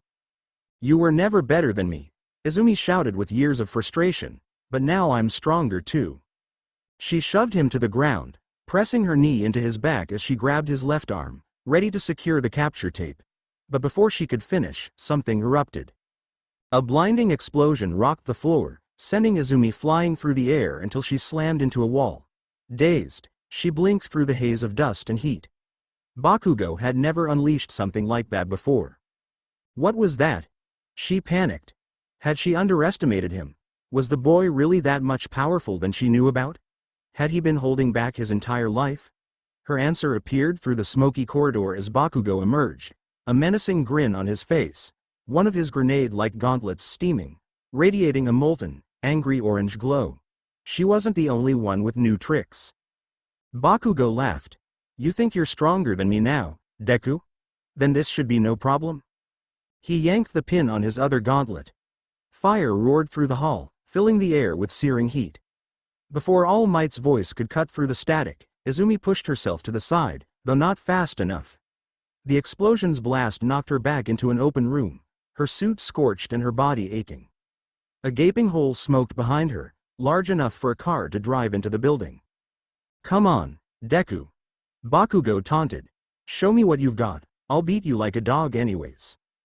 All Might's warnings crackled in their ears, unheard over Bakugo's escalating fury.